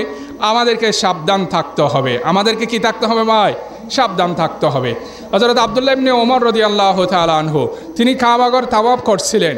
তখন একজন ইয়েমেনি একজন যুবক তার মাকে তার গাড়ির উপরে, যেভাবে আমরা ছোট বাচ্চাকে গাড়ি নিয়ে কোথায় একটু ঘোরাফেরা করি সেইভাবে নিয়ে তাওয়াফ করতেছে। তাওয়াফ শেষে আব্দুল্লাহ বিন ওমরের কাছে এসে বলতেছেন, হে আব্দুল্লাহ ইবনে ওমর, আমি কি আমার মায়ের হক সামান্যটুকু হক আদায় করেছি? সে একটা শেয়ারও বলেছিল, ইন্নী লাহা বাঈরুহাল মুযালজাল, আমি আমার মায়ের জন্য একটু নম্র ভদ্র একটা ওট, যেভাবে তার মনিবের সামনে এই মনিব যখন আসবে, মনিব তার শরীরের ওই আরোহণ করার জন্য ওট যেভাবে শুয়ে যায় নম্র ভদ্রভাবে, আমি আমার মায়ের জন্য এত বেশি নম্র ভদ্র এবং এত কষ্ট করে আমার মাকে আমি তাওয়াফ করাচ্ছি, আমার মায়ের কি আমি বিন্দুমাত্র হক আদায় করতে পেরেছি? তখন হযরত আব্দুল্লাহ ইবনে ওমর রাদিয়াল্লাহু তাআলা আনহু কি বলেছিলেন? লা ওয়ালা বিজাফরাতিন ওয়াহিদাতিন। জাফরাতুন মানে হয় এক চুমুক দুধ। তুমি যে মা থেকে যে 2 বছর দুধ পান করেছ, এই তুমি যে আজীবন বলেছ আমার তোমার মায়ের সামনে তুমি বিড়ালের মতো করে থাকো, মায়ের সুখ সুবিধা অসুবিধা তুমি চাও, এত কষ্ট করে তুমি কি করতেছো, তাকে তাওয়াফ করাচ্ছ, এত কিছু করার সত্ত্বেও আজীবন আমৃত্যু যদি তোমার মায়ের সেবা করে যাও, তাহলে তোমার মায়ের যেই দুধ পান করেছ সেই এক চুমুক দুধের মর্যাদাও তুমি কি করতে পারো না, হকও আদায় করতে পারো না। সুবহানাল্লাহ। আর বেশি কিছু বলো না মায়ের হক সম্পর্কে, পিতামাতার হক সম্পর্কে। সেই মায়ের সাথে আমরা কেমন আচরণ করি, বউয়ের কথা ধরে, আরেকজনের কথা ধরে, যার সাথে কেউ আমরা রাগ প্রকাশ করতে পারি না, মায়ের সাথে আসি আমরা রাগ প্রকাশ করতে পারি, ঠিক কিনা? এই জন্য সাবধান যুবক। এই পিতামাতা হুমা জান্নাতুকা ওয়া নারুকা, এই পিতামাতা যদি রেদার রব্বি ফি রেদাল ওয়ালিদি ওয়া সাখাতার রব্বি ফি সাখাতাল ওয়ালিদি, পিতামাতার সন্তুষ্টির মধ্যে আল্লাহর সন্তুষ্টি, পিতামাতার অসন্তুষ্টির মধ্যে আল্লাহর অসন্তুষ্টি। এখন আপনারা বলবেন আমার পিতামাতা আমার উপর জুলুম করে, তাহলে আমি কি দেখে থাকবো নি? হ্যাঁ, দেখে থাকতে হবে ভাই, দেখে থাকতে হবে। আপনার উপর জুলুম করলে সেই বিচার করার মালিক আপনি নয়, সেই বিচার পিতামাতার বিচার করবেন কে? আল্লাহ বিচার করবেন, আমি বিচার করতে পারবো না। উনি আমাদের উপর জুলুম করতে পারে, আমি বুঝাতে পারি, বা ওনার বন্ধু বান্ধবকে দিয়ে আমি সেটা সলিউশন করার জন্য চেষ্টা করব। এক সাহাবী আল্লাহ রসুলের কাছে বললেন, আমার পিতামাতা আমার উপর জুলুম করে, আমি কি তার সাথে ভালো আচরণ করবো? রাসূল সাল্লাল্লাহু আলাইহি ওয়াসাল্লাম জালামাহু 1 বার এই আমার সাহাবী, তোমার উপর যদি তোমার পিতামাতা জুলুম করে, তোমার উপর যদি তোমার পিতামাতা জুলুম করে, তোমার উপর যদি তোমার পিতামাতা জুলুম করে, তারপরও তুমি তোমার পিতামাতার উপরে কণ্ঠ উঁচু করে কথা বলতে পারবে না। হযরত আব্দুল্লাহ ইবনে আব্বাস রাদিয়াল্লাহু তাআলা আনহু বলেছেন, পিতার সামনে যদি কাপড় এইভাবে ঝাড়া দাও, তোমার কাপড়ে ময়লা লেগেছে, সামনে পিতা আছে, সেটাই বেয়াদবি। সেটা কি বেয়াদবি? এই যুবক শুনে দেখো, আব্দুল্লাহ ইবনে আব্বাস রাদিয়াল্লাহু তাআলা আনহু জলিলে কদর সাহাবী বলতেছেন, তুমি তোমার পিতা একসাথে যদি বসার জন্য আসছো, সেই ক্ষেত্রে পিতার আগে যদি তুমি বসে যাও, চেয়ারে মজলিসে বসে যাও, সেটা হবে বেয়াদবি। একসাথে কথা বলতেছ, পিতার আওয়াজের তুলনায় তোমার আওয়াজ যদি বড় হয়ে যায়, সেটা বেয়াদবি। পিতার হক নষ্ট করতেছ।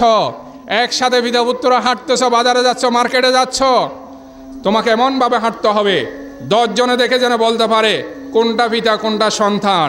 তোমাকে ফিসে ফিসে আস্তে আস্তে হাঁটতে হবে, মানুষ যেন বুঝতে পারে এই মুরব্বী উনি পিতা, আর পিতার পিছনে যিনি আছেন উনি ওনার সন্তান। এইগুলো যদি করতে না পারো, তাহলে পিতামাতার অধিকার খর্ব হবে। আর পিতামাতার অধিকার যদি খর্ব হয়, ওই কিয়ামতের দিন আল্লাহর দরবারে সেই অধিকারের হকের জন্য আমাদের কাছে কি করতে হবে? ফাঁকড়ার সম্মুখীন হতে হবে। পারবো?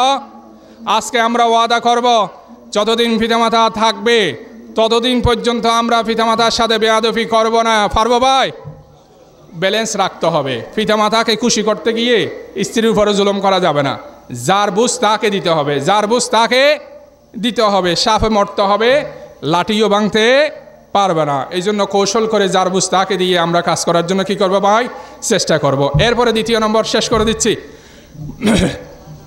মহিলাদের জন্য স্বামীর হক আর স্বামীর জন্য মহিলার হক, এগুলো আমাদেরকে খেয়াল রাখতে হবে। আমরা সব সময় স্বামীরা স্ত্রীর থেকে হক আদায় করার জন্য অধিকার, সে আমার কাপড় দিয়ে দিবে, আমার ভাত রান্নাবান্না করবে, আমার সন্তান দেখাশোনা করবে, সবগুলো আমরা 100% নেওয়ার জন্য আমরা রেডি। কিন্তু স্ত্রীর হক আদায়ের ক্ষেত্রে আমরা রেডি নই। স্ত্রীর যথাযথভাবে মর্যাদা দেওয়ার ক্ষেত্রে আমরা রেডি নই। স্ত্রীকে আমরা ভালো ব্যবহার করি না, তাদেরকে আমরা ভালোভাবে কেয়ার করি না, যত্ন নিই না। সুতরাং আমাদেরকে কি করতে হবে? উভয় পক্ষ, সময়ের স্বল্পতার জন্য আমরা বেশি কথা বলতে পারতেছি না, দুই পক্ষকে ব্যালেন্স রাখতে হবে। স্বামীকে স্ত্রীর হক আদায় করতে হবে, স্ত্রীকে স্বামীর হক আদায় করতে হবে। অনেক সময় স্ত্রীকে তো আমরা মনে করি দাসী, চাকরানি, আমার যেমন ইচ্ছা তেমন ভাষায় কথা বলি, যেমন ইচ্ছা তেমনভাবে আমরা ব্যবহার করি। স্ত্রীকে আমরা মর্যাদা দিতে চাই না। আবার অনেক স্ত্রীরাও আছে স্বামীকে পুরুষ হিসাবে মনে করে না, স্বামী হিসাবে মনে করে না, সেই নিজেকে চাকরের মতো ব্যবহার করে। একটু যদি সুটাম দেহের অধিকারী হয়ে থাকে, বাপের বাড়ি থেকে যদি একটু টাকা পয়সা বেশি থাকে, ভাইদের মধ্যে যদি কেউ যদি ক্ষমতার দাপট থাকে, আর স্বামীকে স্বামীর মর্যাদা দিতে চায় না, খারাপ আচরণ করে। বোনকে সাবধান করে দিয়ে যাচ্ছে, এখানে আশেপাশে অনেক ঘর আছে, সাবধান। আপনার স্ত্রীর হক, স্বামীর হক যদি আপনি নষ্ট করেন, তাহলে আপনাকে অবশ্যই আল্লাহর দরবারে জবাবদিহি করতে হবে। মহিলাদেরকে জান্নাতে যাওয়ার জন্য তো একদম শর্ট সিলেবাস, একদম কি শর্ট সিলেবাস। শুনলে তো আপনারা বিস্ময় হয়ে যাবেন। মহিলাদের কোনো হালাল উপার্জন করা, হারাম উপার্জন করা, এগুলো তাদের কিছু নেই। তাদের কাজ হলো শুধুমাত্র নামাজ কালাম পড়া। কি বলেছেন রসুল? ইজা সাল্লাতিল মারআতু খামসাহা, যদি 5 ওয়াক্ত যদি নামাজ পড়ে, তাদের জামাতে নামাজ পড়ার বিধানও নাই। 5 ওয়াক্ত নামাজ যদি তারা পড়ে ঘরের মধ্যে, ওয়াসাম আশাহারাহা, রমজান মাস 1 মাস যদি রোজা রাখে, ওয়া আতা আতবালাহা, স্বামীর যদি আনুগত্য করে, স্বামীকে রাজি খুশি রাখতে পারে, স্বামী স্বতঃস্ফূর্ত বলবে আমার এই স্ত্রীটা আলহামদুলিল্লাহ অনেক ভালো, একজন ভালো মেয়ে পেয়েছে আমি, আলহামদুলিল্লাহ, অনুগত। তারপরে হলো কি? ওয়া হাফিজাত ফারজাহা, স্বামীর অনুপস্থিতিতে তার ইজ্জত আবরুকে সম্বরণ করে। রাসূল সাল্লাল্লাহু আলাইহি ওয়াসাল্লাম বলতেছেন, জান্নাতের 8টি দরজা দিয়ে যে কোনো দরজা, তার থেকে যেটা ইচ্ছা সেটা দিয়ে জান্নাতে প্রবেশ করতে পারবে। সুবহানাল্লাহ। কয়টা কাজ? মা বোনেরা আপনারা ভালো করে শোনেন। 5 ওয়াক্ত নামাজটা পড়বেন, রমজান মাসে রোজা রাখবেন, এরপরে হলো স্বামীর আনুগত্য করবেন। স্বামী যদি ইসলাম বিরোধী কোনো কথা যদি না বলে, সেটা ইসলামের পক্ষে বললে সেগুলো মানবেন। এরপরে আপনার ইজ্জত আবরু হেফাজত করবেন। 4টা আমল যদি করতে পারেন, তাহলে জান্নাতের 8টি দরজা আপনার জন্য কি খোলা। তার তো কোনো হিসাব নিকাশ নাই, হালাল কাছে না হারাম কাছে, এটা তো স্বামীর বিষয়। তারপরে এই যে মারামারি, চাকরি বাকরি, কত কিছু হচ্ছে, সব কাদের? পুরুষদের। স্ত্রীদের তো কোনো কাজ নেই, একদম শর্ট সিলেবাস। তাহলে আমরা এই হকগুলো আদায় করার জন্য চেষ্টা করব। এরপরে নিজের ভাই বোনের হক, সেটা নিয়ে আমরা আলোচনা করে ফেলছি, সেই হকটাও আদায় করার জন্য চেষ্টা করব। 3 নম্বর। 4র্থ নম্বর হলো রক্ত সম্পর্কীয় আত্মীয়দের অধিকার। সেটাও আমরা এখন আত্মীয়দের সম্পর্ক আমরা বিচ্ছিন্ন হয়ে গেছি। আত্মীয় বলতেই আমরা শ্বশুর বাড়িগুলোকে বুঝি, অথচ প্রকৃত আত্মীয় হলো পিতার দিক দিয়ে আত্মীয়, সেটা হলো 1 নম্বর আত্মীয়। তারপরে মায়ের দিক দিয়ে আত্মীয়, সেটা হলো 2 নম্বরের আত্মীয়। এগুলো হলো রক্ত সম্পর্কীয়। স্ত্রীর দিক দিয়ে যে আত্মীয়তা, সেটা কোনো রক্ত সম্পর্কীয় আত্মীয় নয়। আমরা এটা যেটা রক্ত সম্পর্কীয় নয়, সেটাকে 1 নম্বরে নিয়ে আসছি, আর মায়ের দিক থেকে 2 নম্বরে রাখছি। ঠিক আছে, যেটা 1 নম্বরে সেটাকে আমরা নিয়ে গেছি কোন জায়গায়? 3 নম্বরে। আমাদের চাচার সাথে সম্পর্ক নাই, চাচাতো ভাইদের সাথে সম্পর্ক নেই, তারপরে ফুফুদের সাথে সম্পর্ক নাই, ফুফাতো ভাইদের সাথে সম্পর্ক নাই। ওই যে জায়গায় সম্পদ নিয়ে কি একটু 19-20 হয়েছে, সেটা নিয়ে আমরা আজীবন তাদের সাথে কথা বলা, যোগাযোগ করা, আসা যাওয়া সবগুলা বন্ধ করে দিছি। ভাই এগুলার হক আছে, রক্ত সম্পর্কে আত্মীয়র হক আছে। আমরা সব সময় শ্বশুর বাড়িগুলোকে প্রায়োরিটি দিই, মামার বাড়ির দিকে প্রায়োরিটি দিই। এখন মোবাইল চেক করলে মামাতো ভাইয়ের নম্বর পাওয়া যাবে, মামার নম্বর পাওয়া যাবে, এই শালার নম্বর পাওয়া যাবে, শালির নম্বর পাওয়া যাবে, কিন্তু চাচার নম্বর, চাচাতো ভাইয়ের নম্বর, তারপরে ফুফুর নাম্বার, ফুফাতো ভাইয়ের নাম্বার পাওয়া যাওয়াটা অনেক দুষ্কর হবে, অনেক কম হবে। সুতরাং এগুলো রক্তের সম্পর্কীয় মানুষ, এগুলোর হক আছে। এগুলোর হক আমরা যদি আদায় না করি, কিয়ামতের দিন আল্লাহর দরবারে আমরা বেঁচে যাব, আটকে যাব। এজন্য আমাদেরকে খেয়াল রাখতে হবে। পঞ্চম নম্বর হলো সন্তান সন্ততির অধিকার। এটা আলহামদুলিল্লাহ আমরা আদায় করি।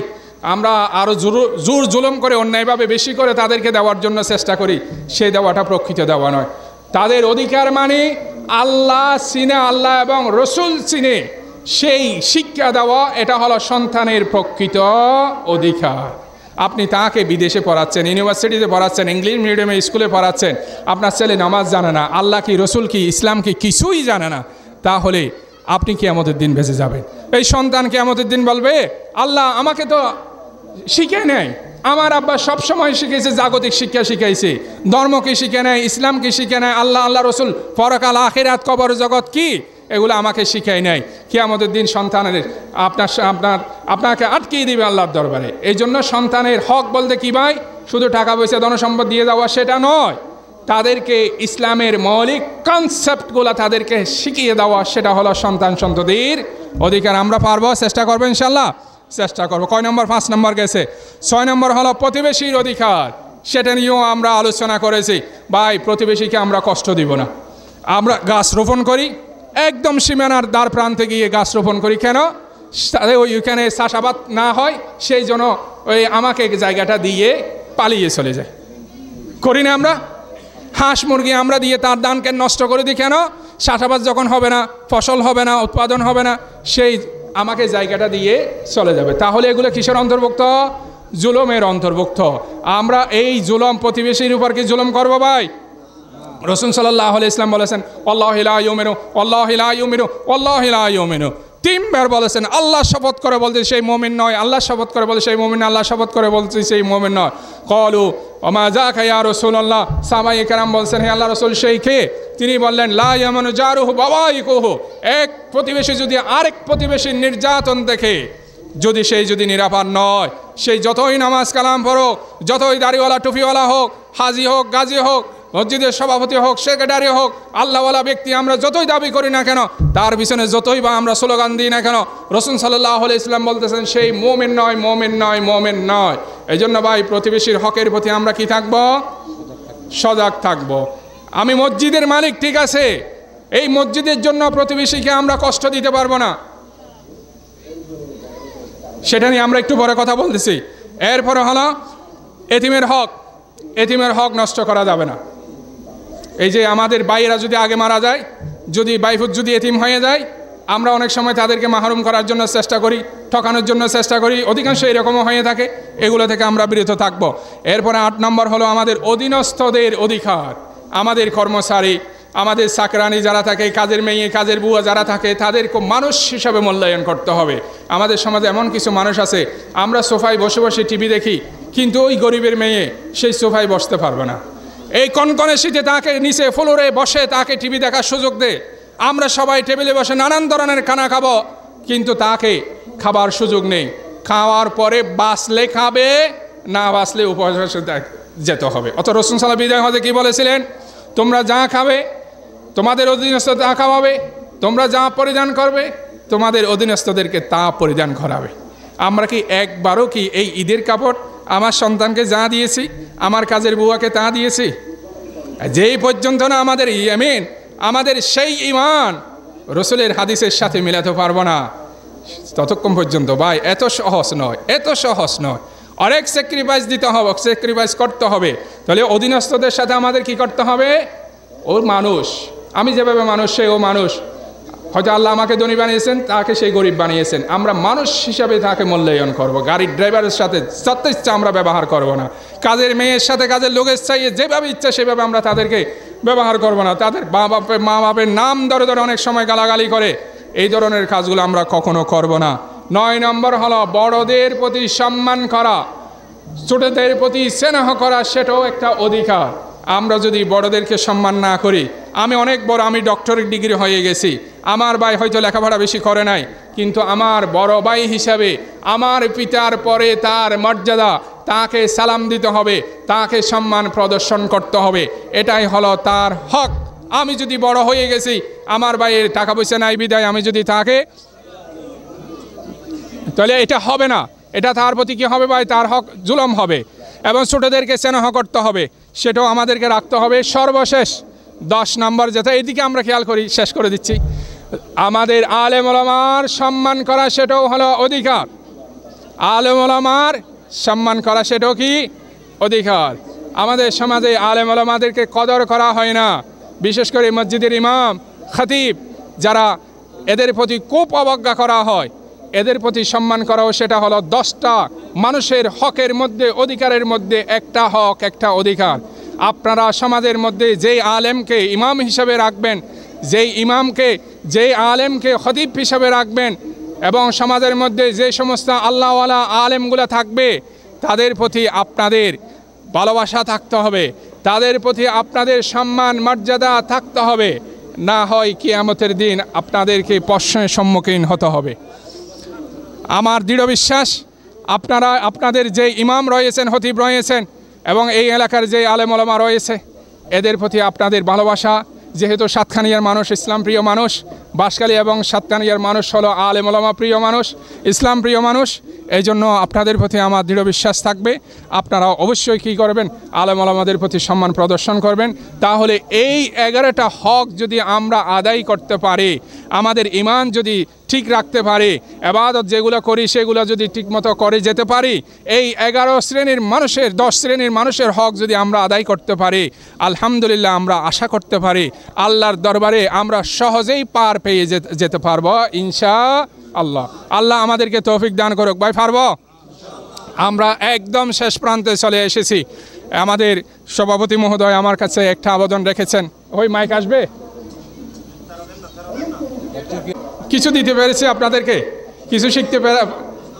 হ্যাঁ, আমাদের ঈমান শিরিক বিদআত মুক্ত করতে হবে, আমাদের আমলগুলো ঠিক রাখতে হবে, আমাদের মুআমালাতগুলো ঠিক রাখতে হবে। এখানে আমাদের সমস্যা, আমাদের আখলাক। আমি যে একজন মুসলিম হিসাবে আমার চরিত্র দেখে মুসলমানরা যেন আকৃষ্ট হয়, কাফের মুশরিক যেন আকৃষ্ট হয়। বা ইউরোপ আমেরিকাতে দেখেন না, ইউরোপ আমেরিকাতে তারা যে মুসলমান হচ্ছে, তাদের থেকে জিজ্ঞেস করা হয়েছিল কেন আপনারা মুসলমান হচ্ছেন, অত কোনো মুসলমানের চরিত্র দেখে আমরা মুসলমান হই নাই। আর মুসলমানের বর্তমানে যে চরিত্র, তো কখনো আমরা এদের চরিত্র দেখে মুসলমান হই নাই। আমরা মুসলমান হয়েছি কোরআন এবং রাসূলুল্লাহ সাল্লাল্লাহু আলাইহি ইসলামের সিরাত পাঠ করে আমরা মুসলমান হয়েছি। সুবহানাল্লাহ।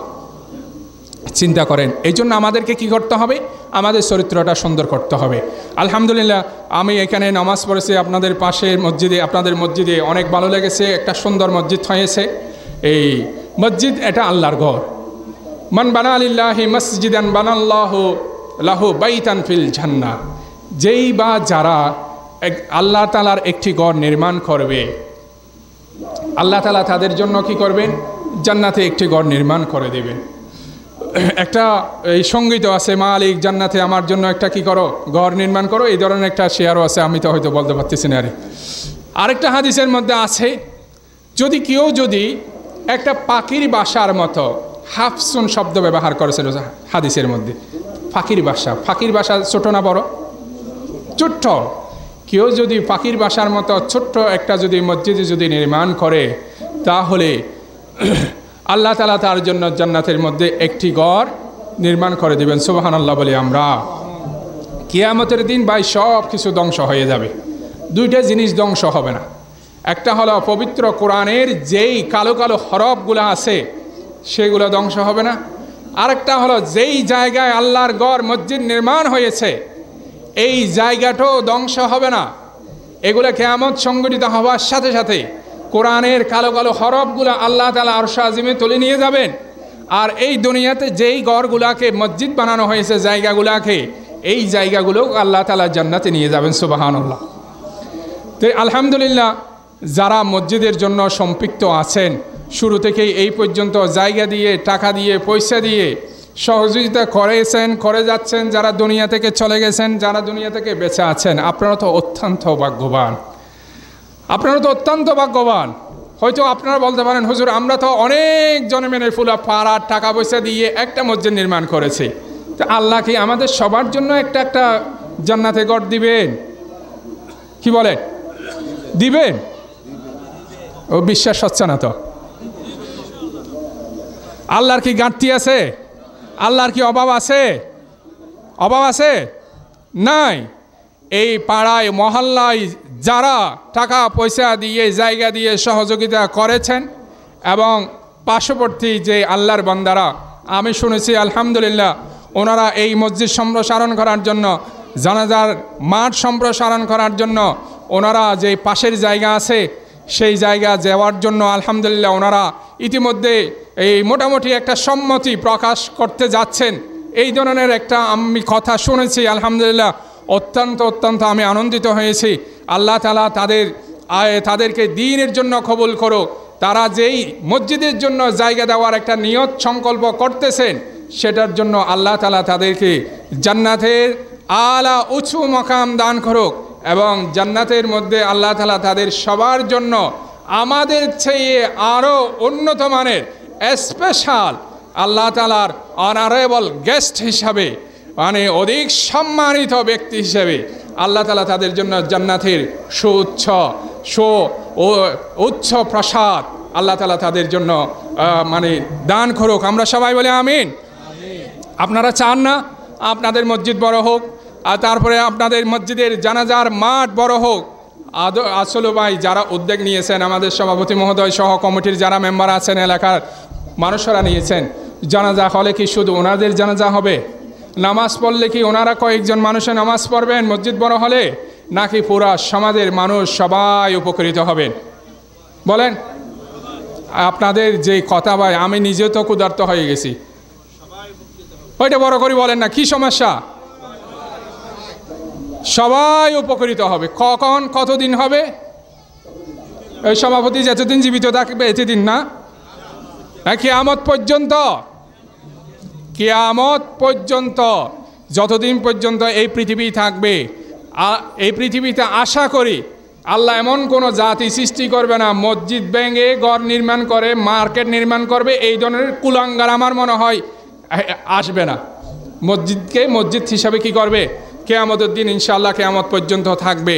যে আল্লাহর বান্দারা মসজিদের জন্য জায়গা দিয়েছেন, জায়গা দেওয়ার জন্য নিয়ত করেছেন, সংকল্প করেছেন, আলহামদুলিল্লাহ সভাপতি মহোদয় বলেছেন ওনারা যদি জায়গা চাই জায়গা দিবে, টাকা যদি চাই যত টাকা চাই তত টাকা দিবে। এটা তো অনেক বড় একটা হৃদয়ের কথা।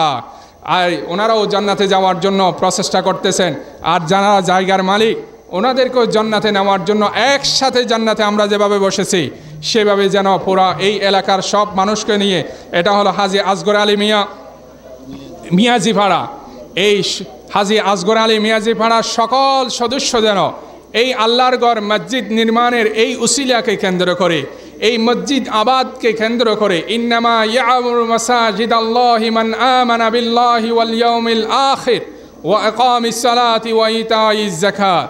আল্লাহ কোরআনে বলেছেন, আর এই যারা আল্লাহ প্রেমিক, যারা পরকালের প্রতি বিশ্বাস করে, আল্লাহকে বিশ্বাস করে, তারপরে ইন্নামা ইয়ামুরু মান আমানা বিল ইয়াউম ওয়া ইকামিস সালাত, যারা নামাজকে পছন্দ করে, যারা যাকাত আদায় করে, যারা আল্লাহওয়ালা ব্যক্তি, যারা নবী প্রেমিক ব্যক্তি, তারাই তো মসজিদ নির্মাণের জন্য কি করবে? চেষ্টা করবে। আলহামদুলিল্লাহ আপনারা সবাই যে ঐক্যবদ্ধভাবে সম্মিলিত প্রচেষ্টায় যে একটা উদ্যোগ গ্রহণ করেছেন, আপনাদের সেই উদ্যোগে পার্শ্ববর্তী যে আমাদের জায়গার মালিক যে ভাইয়ারা, বোনেরা, মারা, তারা যে এই যে সাড়া দিতে চাচ্ছেন, আলহামদুলিল্লাহ এতে আমরা অত্যন্ত আনন্দিত হয়েছি। আল্লাহ আপনাদের সবাইকে কবুল করো। এই মসজিদ আমাদের মাধ্যমে, এই মসজিদকে উসিলা করে আল্লাহ যেন আমাদের জীবনের ভুল ত্রুটি ক্ষমা করে দিয়ে, আল্লাহ তাআলা যেন আমাদেরকে এই মসজিদের উসিলা দিয়ে, আরে ভাই আমরা তো সবাই বলছিলাম, শুরু থেকে বলছিলাম আমাদের আমলগুলো হলো নোকসান রয়েছে। নমাজের রুকু ঠিক নাই, সিজদা ঠিক নাই, উজু বানাইতে হবে সেখানে ঠিকঠাক মতো আমরা উজুও বানাই না। নামাজের মধ্যে নিয়ত বানছি ঠিক আছে, আমার মন গেছে ওই মাঠে ফুটবল খেলতেছে, ওইখানে আমার বন্ধু আড্ডা দিচ্ছে সেখানে, এভাবে নামাজের মধ্যে আমাদের মন দিল ঘোরাফেরা করে। তার মানে আমাদের ইবাদতটা হলো চিটাঙ্গা ভাষা বললে ভাঙাচোরা ইবাদত, ঠিক আছে না, লক্ষ্যযোগ করে ইবাদত। আর এই ইবাদত দিয়ে আল্লাহ আমরা কোথায় যেতে পারবো না? জান্নাতে যেতে পারবো না। সুতরাং তোমার ঘরের উসিলা দিয়ে আমাদের জীবনের সমস্ত গুনাহগুলো ক্ষমা করে দিয়ে আমরা যেন এই মসজিদকে নিয়ে সব মুসল্লি কেরামদেরকে নিয়ে যারা জায়গা দিচ্ছেন, যারা জায়গা দিয়েছেন, টাকা পয়সা দিচ্ছেন আর মসজিদ বড় করার জন্য, জানাজার মাঠ, মসজিদের মাঠ বড় করার জন্য উদ্যোগ নিয়েছেন, আমরা যেন সবাই একসাথে এই মসজিদকে কেন্দ্র করে আমরা যেন জান্নাতে যেতে পারি। আল্লাহ আমাদেরকে তৌফিক দান করুক এবং তারাও যেন এই কাজে এগিয়ে আসে। আল্লাহ যেন তাদের হৃদয়কে, তাদের কলবকে আল্লাহর ঘরের প্রতি, আল্লাহর প্রতি, রসুলের প্রতি তাদের হৃদয়কে, কলবকে যেন নরম করে দে, কোমল করে দে, সফট করে দে। আল্লাহর কাছে আমরা আবেদন করতেছি, সবাই বলে আমিন। আল্লাহ আমাদের সবাইকে কবুল করুক। যে কয়েকটা কথা বলেছি সেগুলো আমাদেরকে আমল করার, আগে সর্বপ্রথম আমাকে, এরপরে পাশাপাশি আপনাদেরকে আমল করার তৌফিক দান করুক। এই ওয়াহিদ দাওয়ানা আলহামদুলিল্লাহ। আসসালামু আলাইকুম ওয়া রাহমাতুল্লাহ। আলহামদুলিল্লাহি রাব্বিল আলামিন ওয়াল আকিবাতু লিল মুত্তাকিন ওয়াসসালাতু ওয়াসসালামু আলা সাইয়্যিদিল মুরসালিন ওয়া আলা আলিহি ওয়া সাহবিহি আজমাইন। ربنا آتنا في الدنيا حسنة وفي الآخرة حسنة وقنا عذاب النار. ربنا ظلمنا أنفسنا وإن لم تغفر لنا وترحمنا لنكونن من الخاسرين. ربنا اصرف عنا عذاب جهنم إن عذابها كان غراما.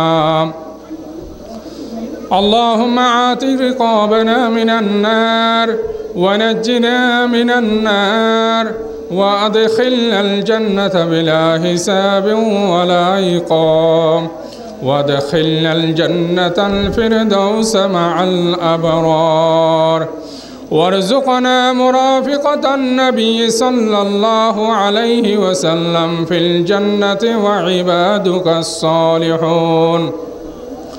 اللهم لا تدع لنا ذنبا إلا غفرته ولا هما إلا فرجته ولا دينا إلا قضيته ولا مريضا إلا شفيته ولا غما إلا كشفته ولا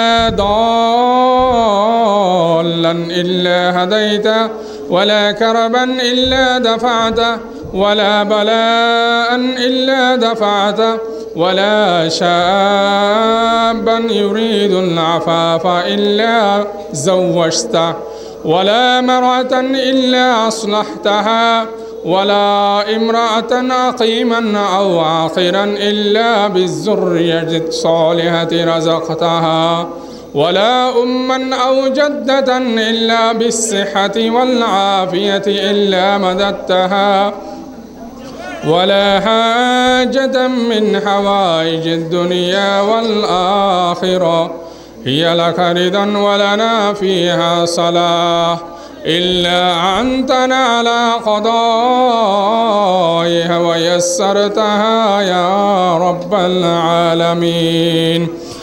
رب العالمين আমরা কতগুলো গুনাহগার বান্দা আপনার হাজী আসগর আলী মিয়া ফাউন্ডেশনের উদ্যোগে আয়োজিত আল্লাহ মসজিদ ও ফুরকানিয়া মাদ্রাসার 28তম বার্ষিক সভা ও সোয়াব মাহফিলে উপস্থিত হয়ে রাত গভীর পর্যন্ত আপনার কোরআনের আলোচনা শুনেছি, আপনার হাবিবের হাদিসের আলোচনা শুনেছি। আল্লাহ দয়া করে মেহেরবানি করে আমাদের আসা যাওয়া আলোচনা সবগুলা কবুল আর মঞ্জুর ফরম। আল্লাহ রব্বুল আলামিন কিয়ামতের দিন কঠিন মুসিবতের সময় আমাদের এই ওয়াজ শোনা এবং আলোচনাকে আমাদের নাজাতের ওসিলা বানিয়ে দিন। আল্লাহ যেদিন পিতা তার সন্তানকে চিনবে না, সন্তান পিতাকে চিনবে না, মা তার মেয়েকে চিনবে না, মেয়ে তার মাকে চিনবে না, পীর তার মুরিদকে চিনবে না, মুরিদ তার পীরকে চিনবে না, এই জটিল পরিস্থিতিতে আমাদের নাজাতের ওসিলা বানিয়ে দিন। আল্লাহ রব্বুল আলামিন আমরা জীবনে অনেক গুনাহ করেছি। আল্লাহ সগিরা কবিরা জেনে না জেনে প্রকাশ্য প্রকাশ্য শয়তানের দোকায় পড়ে বন্ধুর ফালায় পড়ে দুনিয়ার মোহে পড়ে করেছি আল্লাহ দয়া করে মেহেরবানি করে তোমার কাছে তওবা করলাম তোমার কাছে ক্ষমা চাই দয়া করে মেহেরবানি করে আমাদের তওবা কবুল করো আমাদের জীবনের সমস্ত গুনাহ মাফ করে দাও আল্লাহ রব্বুল আলামিন আমরা দুর্বল আমরা অসহায় আমাদের গুনাহ বেশুমার তুমি যদি মাফ না করো ক্ষমা না করো আমরা কার দরবারে যাব আল্লাহ আমরা ছাড়া তোমার পৃথিবীতে কোটি কোটি বনি আদম রয়েছে তুমি ছাড়া তো আমাদের আর কোনো মাবুদ নেই ইলাহা নেই তুমি যদি আমাদেরকে বের করে দাও তুমি যদি আমাদেরকে মাফ না করো আমরা কার দরবারে যাব রব্বুল আলামিন গুনাহ ক্ষমা করার ক্ষমতা আপনি ছাড়া তো আর কারও নাই দয়া করুন মেহেরবানি করো আমাদের তওবা কবুল করো আমাদের গুনাহ মাফ করো আমাদেরকে মাসুম বানিয়ে নাও আল্লাহ রব্বুল আলামিন আমরা যারা এখানে উপস্থিত হয়েছে আমাদের পিতা মাতা দাদা দাদি নানা নানি পাড়া প্রতিবেশী আত্মীয় স্বজন আসাতে ইকরাম যারা কবরের বাসিন্দা হয়ে গেছে তাদের জীবনের সমস্ত গুনাহ মাফ করে দাও আল্লাহ তাদের কবরকে জান্নাতের বাগিচা বানিয়ে দিও আল্লাহ আল্লাহ বিশেষ করে আল্লাহ হাজী আসগর আলী মিয়াজি পাড়ায় আল্লাহ মসজিদ মাদ্রাসা ফুরকানিয়া নির্মাণের জন্য যারা জায়গা দিয়েছেন টাকা পয়সা দিয়েছেন তাদের মধ্যে যারা ইন্তেকাল করেছেন আল্লাহ তাদের জন্য কবরে এবং জান্নাতের মধ্যে তাদের জন্য একটা সুন্দর সুন্দর ঘর নির্মাণ করে দাও আল্লাহ যারা এখনো জীবিত হয়ে গেছেন আল্লাহ টাকা পয়সা দিয়ে সহযোগিতা করে যাচ্ছেন তাদের দানকে কবুল করো আল্লাহ এই ওসিলায় আল্লাহ তাদের জীবনের আল্লাহ বিপদ আপদ বালা মুসিবত সবগুলো দূর করে দাও আল্লাহ যারা ব্যবসায়ী আছে তাদের ব্যবসা বাণিজ্য বরকত দান করো আল্লাহ যারা অসুস্থ আছে আল্লাহ তাদেরকে সেবা দান করো আল্লাহ অনেক মুরব্বীরা আল্লাহ অনেক কষ্ট করে এসেছেন আল্লাহ রাত দীর্ঘ 12টা পর্যন্ত আমাদের সাথে ছিলেন আল্লাহ তুমি তাদেরকে সুস্থতা দান করো আল্লাহ আল্লাহ যার মা বোনেরা যারা ওয়াজ শুনেছেন তাদেরকে হেদায়েত দান করো আল্লাহ তাদের জীবনের সমস্ত গুনাহ মাফ করে দাও আল্লাহ আল্লাহ যুবকদেরকে তুমি হযরত আলী রাদিয়াল্লাহু তাআলা হযরত খালিদ ইবনে ওয়ালিদের মতো ওমরের মতো তুমি কবুল করো আল্লাহ যারা দাড়ি ভাগা মুরব্বী এসেছেন তাদেরকে হযরত আবু বকর রাদিয়াল্লাহু তাআলা আনহুর মতো কবুল করে নাও আল্লাহ যারা মা বোনেরা আছে তাদেরকে ফাতেমা হযরত খাদিজা হযরত আয়েশা রাদিয়াল্লাহু তাআলা আনহার মতো কবুল আর মঞ্জুর করে নাও আল্লাহ এলাকার প্রত্যেকটি ফ্যামিলিকে জান্নাতি ফ্যামিলি বানিয়ে নাও আল্লাহ বিশেষ করে এই এলাকার সবাইকে আল্লাহ মসজিদের সাথে যেভাবে আছে সবাইকে যেন ঐক্যবদ্ধভাবে থাকতে পারে সেই তৌফিক দাও আল্লাহ তারা যেন মসজিদের আরও বেশি খেদমত করতে পারে সেই তৌফিক দাও আল্লাহ বিশেষ করে আল্লাহ আমার পাশের মুরব্বী বলেছেন তারা যুবকদেরকে সামনে নিয়ে আসতেছেন আল্লাহ আল্লাহ তুমি যুবকদেরকে কবুল করো আল্লাহ আর এই যুবকের মাধ্যমে সমাজকে আল্লাহ ইসলাম প্রতিষ্ঠার ক্ষেত্রে আল্লাহ তাদেরকে সহযোগিতা করো আল্লাহ তাদের ইমানকে আল্লাহ মজবুত করে দাও আল্লাহ তাদের বিশ্বাসকে মজবুত করে দাও আল্লাহ ইসলামের জন্য আল্লাহ যুবকদেরকে তুমি কবুল করো আল্লাহ খালিদ ইবনে ওয়ালিদ রাদিয়াল্লাহু তাআলা আনহু হযরত ওমর রাদিয়াল্লাহু তাআলা আনহুর মতো হযরত আলী রাদিয়াল্লাহু তাআলা আনহুর মতো এই যুবকরা যেভাবে ইসলামের জন্য ভূমিকা রেখেছে আল্লাহ এই এলাকার যুবকদেরকে তুমি কবুল করো আল্লাহ আল্লাহ এলাকার প্রত্যেকটি মানুষকে কবুল করো আল্লাহ আমরা যারা এসেছি আল্লাহ আমাদের সবাইকে কবুল করো যারা বাচ্চারা শিশুরা এসেছে তাদেরকে কবুল করো আল্লাহ আল্লাহ এলাকার বড় ধরনের বলা মুসিবত থেকে হেফাজত করো আল্লাহ আল্লাহ যারা জায়গায় দেওয়ার জন্য আল্লাহ নিয়ত করেছেন তাদেরকে কবুল করো আল্লাহ তাদেরকে কবুল করো আল্লাহ তাদেরকে জান্নাতের জন্য বাছাই করে নাও আল্লাহ রব্বানা তাকাব্বাল মিন্না ইন্নাকা আনতাস সামিউল আলিম রব্বুল আলামিন বিশেষ করে যারা এই সংগঠনের নেতৃত্বের মধ্যে রয়েছেন আল্লাহ কত কঠোর পরিশ্রম করে আল্লাহ এই কাজগুলো আঞ্জাম দিচ্ছেন আল্লাহ অধিকাংশ লোক নাকি শহরে থাকে সেখান থেকে সে গ্রামে আসে আল্লাহ এই কাজগুলো আঞ্জাম দেওয়া অনেক কঠিন কাজ